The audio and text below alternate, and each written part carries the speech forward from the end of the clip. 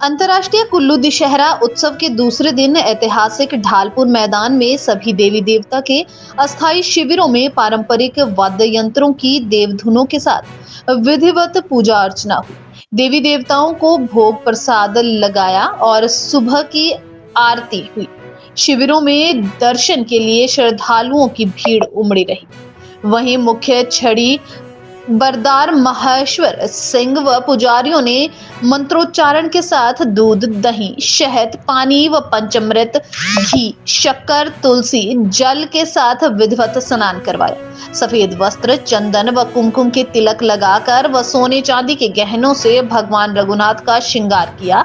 भगवान की आरती हुई और उन्हें गर्भगृह में बिठाया गया, जिसके साथ मध्याह्न पूजा संपन्न हुई। भगवान रघुनाथ के मुख्य छड़ीबार महेश्वर सिंह ने कहा कि प्राचीन काल में इस तरह का दशहरा उत्सव मनाया जाता था। सिर्फ देवी देवता की धार्मिक परंपरा का निर्वहन किया जाता था। इस बार के दशहरा उत्सव में बड़ी संख्या में देवी देवता देव महाकुंभ में पहुंचे हैं। जिस प्रकार की पूजा ये हुई है, ये तो रोज की रूटीन में भी यही पूजा है। रघुनाथ मंदिर में भी जो मध्याह्न पूजा होती है, इन्हीं मंत्रों द्वारा होती है और इतना ही टाइम लगता है। इतना यहाँ क्योंकि श्रृंगार थोड़ा ज़्यादा करते हैं, इसलिए लगभग 1.25 घंटा लगता है। तो यही कि भाई दूसरा दिन है विजयदशमी का, कोई जिस प्रकार का कल का दिन था, आज अब ये रूटीन में दूसरा दिन है। इसी प्रकार की पूजा ये 5 दिन तक चलेगी और फिर जब महल्ला का दिन आएगा तब देवी देवताओं का भी इसमें सम्मिलित होते हैं सारे, और फिर लंका दहन है। ये रूटीन पूजा है और रघुनाथ के वहाँ भी ऐसी ही होती है। मंदिर में इतना ही अंतर है कि पुजारी लोग स्वयं करते हैं। कभी कभी मैं जाता हूँ, यहाँ एक चीज़ से मंत्र है। रघुनाथ जी जब शयन से प्रातः काल उठते हैं, उसका भी मंत्र है, और फिर शौच का भी मंत्र है, फिर दातुन लगाने का भी। जिस प्रकार से हम नित्य कर्म करते हैं, तो रघुनाथ जी भी तो नित्य कर्म करते हैं ना। तो नित्य कर्म का एक मंत्र वो पढ़ा जाता है, और जैसे स्नान होता है वो स्नान का भी पढ़े जा रहे हैं। और फिर जितने जो 10 वर्ण हैं वो पूजन भी रोज ही होता है। और यहाँ पर आपको ये जानकर ताज्जुब होगा कि ये अयोध्या से जो लाई गई थी वो पूजा पद्धति, वो दामोदर जी ने लिखी है, और दामोदर जी की लिखी हुई पद्धति से आज यहाँ अयोध्या में पूजा होती है। लेकिन मैं अयोध्या गया था, अयोध्या में इस प्रकार की पूजा नहीं है। अब वो मॉडर्न पूजा है। यहाँ तो दातुन लगाना, सब कुछ करना, मिट्टी रखते हैं मिट्टी लगाने के लिए बाहर जाके। तो ये बड़ा विधि विधान है इस पूजा का। ना स्नान तो भगवान का ही है।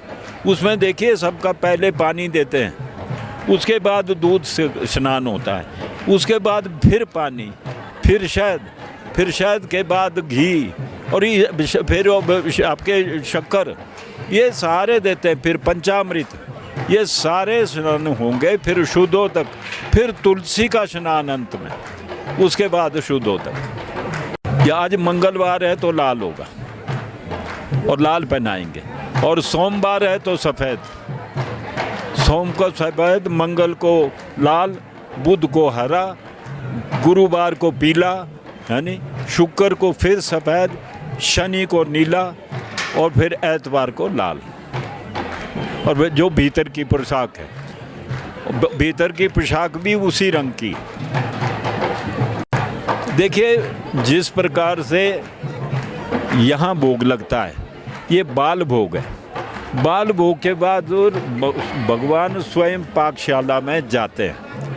और आपको ये बता दूं कि जो आपके जो जगन्नाथ जी पुरी है, वहाँ भी भगवान जी की जो प्रसाद लगता है, वो क्योंकि मूर्तियाँ बड़ी हैं तो अंदर लगता है, मंदिर में ले जाते हैं, उन्हें बैंगियों में ले जाते हैं, बहुत प्रसाद होता है। और अयोध्या में ये प्रसाद मुझे नहीं मालूम रसोई में लगता है कि कहाँ लगता है, पर यहाँ तो शुरू से पाकशाला में, मंदिर में भी रोज़ पाकशाला में जाएंगे और यहाँ भी पाकशाला में। मैं पूजा कर सकता हूँ और अंदर रह सकता हूँ, लेकिन जब रघुनाथ जी को बाल भोग लगे, चाहे ये भोग होता है अन्न का, तो अन्न का तो हम रसोई में भी नहीं जाते, तब भी हमको बाहर होते हैं, क्योंकि ये ब्राह्मण का काम है। ब्राह्मण अंदर शुद्धता से प्रसाद लगाए, पर्दे में लगाए। यहाँ पर्दे बंद हो जाते हैं ना, तो लोग सोते हैं अंदर बैठ के क्या करते हैं। वो भोग लगता है तो फिर वो पंडित ही देखेगा एक, बाकी सब पीट करके बैठे। यज्ञ भी हुआ सबके? हाँ, यज्ञ भी हुआ।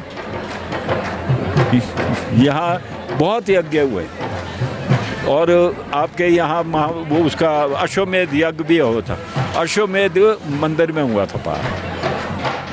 श्रृंगार ऋषि के पुजारी जितेंद्र शर्मा ने बताया कि देवता के अस्थायी शिविर में 7 दिनों तक सुबह शाम विधिवत पूजा अर्चना होती रहेगी।